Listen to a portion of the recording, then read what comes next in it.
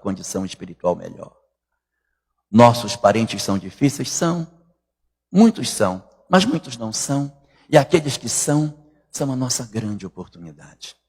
Quando não conhecemos a mensagem espírita e não conhecemos Jesus, olhamos para os parentes difíceis e às vezes em silêncio dizemos: meu Deus, que cruz que tu me deste.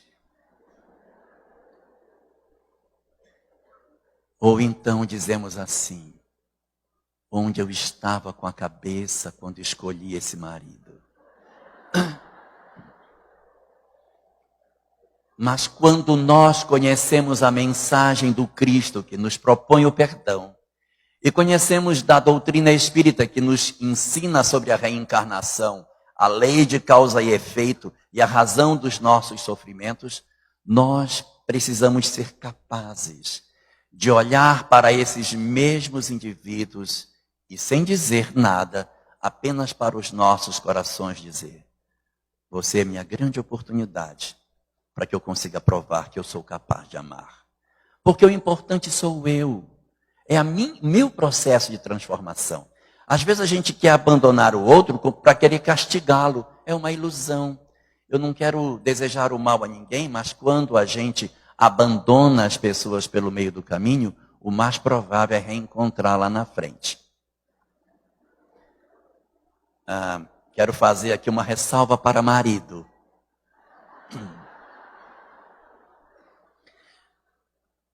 Todos os parentes que não podem ser não existe ex-filho, ex-irmão, ex-mãe, ex-pai, não existe ex. Então, esses estão vinculados a nós na nossa história. Não se abandona aquilo que não pode ser ex. Não se abandona filho. Não se abandona mãe em asilo. Não se abandona irmãos. Não se abandona. Os maridos e as esposas, esses podem ser ex. Para esses, a doutrina espírita diz que a gente deve fazer um esforço, tanto quanto nos seja possível, para manter a relação. Fazer o esforço que for possível.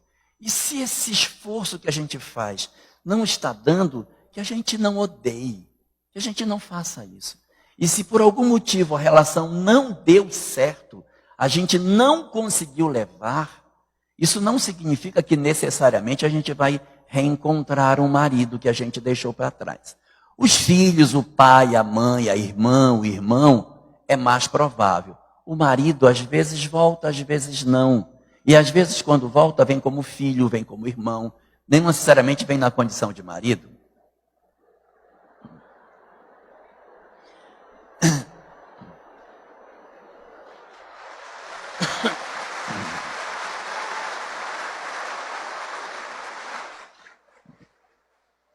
Então,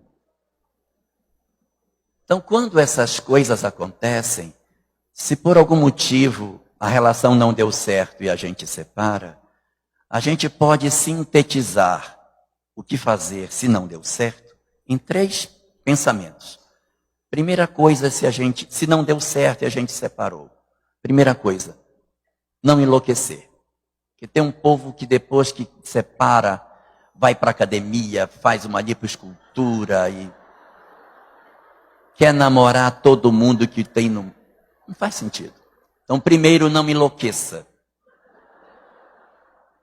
Segundo, não guarde ódio nem mágoa.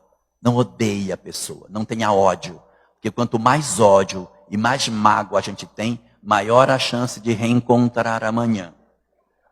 Se você quer ter um futuro distante da pessoa que lhe fez o mal, não odeie. Porque se você odiar, a chance do reencontro é maior. Então a gente tenta fazer o esforço que o Cristo diz. Se você é vítima de injustiça, seja misericordioso, perdoe, para fazer uma nova história para você. Ter ódio ou ter mágoa da pessoa é carregar a pessoa dentro de você. Tem muita gente que diz assim: eu não vou perdoar porque se eu perdoar ele vai ficar sem culpa. Não é verdade. A culpa nós carregamos dentro de nós. Quando eu perdoo alguém, ele está entregue à lei. Ele deve para a lei. Ele vai seguir com a dor que ele tem para lá. Agora, se eu odeio, aquela pessoa que me fez o mal, a tendência é que eu continue vinculado a essa pessoa. E o objetivo da mensagem da doutrina espírita é nos libertar. Então não odeie, não guarde mágoa. Esse é o segundo recado. E o terceiro e último é: não envenene seus filhos. Não desconstrua a imagem do pai e da mãe na cabeça das crianças. Siga sua vida. Refaça seu caminho, se é que não deu certo. Mas tanto quanto seja possível, a gente deve fazer tudo o que puder para manter o relacionamento no estilo daquela cantiga de roda tão antiga. O cravo brigou com a rosa debaixo de uma sacada. O cravo saiu ferido e a rosa despetalada. Não façamos sofrimentos para nós e para os outros. Ninguém casa para ser infeliz. A gente casa para viver bem, viver em paz. Então façamos um esforço tanto quanto nos seja possível. E com relação àqueles outros que a gente não pode abandonar, ou que não é conveniente que se abandone, caminhemos com eles. Façamos o esforço que a gente puder. São difíceis, são. Mas quando você abandona alguém, um filho, e esse filho chega no mundo espiritual, depois de ter sido abandonado, ele diz: minha vida foi toda torta, mas também a minha própria mãe me abandonou. E isso faz com que ele não tenha interesse de mudar. Mas se você não desiste de alguém que é difícil, quando ele chega no mundo espiritual, que toma consciência do que você fez e o que ele não fez, diante daquilo que você realizou por ele, ele se envergonha do que ele fez como ingratidão. Isso está na mensagem Benefícios Pagos com a Ingratidão, do livro O Evangelho segundo o Espiritismo. Ele se sente incomodado por não ter retribuído e, por conta disso, acelera o seu processo de mudança. Então, quando a gente quer que os nossos filhos progridam, a gente não abandona, para que eles possam ter condição de refletir sobre tudo que receberam e acelerar o seu processo de desenvolvimento. Nós precisamos, portanto, vivenciar a mensagem do Cristo, não como se elas fossem palavras lindas para serem colocadas na parede, mas efetivamente mudarmos as nossas vidas, porque esse é o objetivo da doutrina espírita. Esse é o grande propósito pelo qual o Espiritismo veio ao mundo, para dar a nós a chamada extraordinária para que a gente se transforme. Portanto, o chamamento é o convite ao amor, é o convite para que a gente viva de verdade esse perdão. O perdão dentro de casa, o perdão no nosso ambiente doméstico, o perdão na nossa sociedade, que a gente exercite o perdão e o amor na nossa sociedade,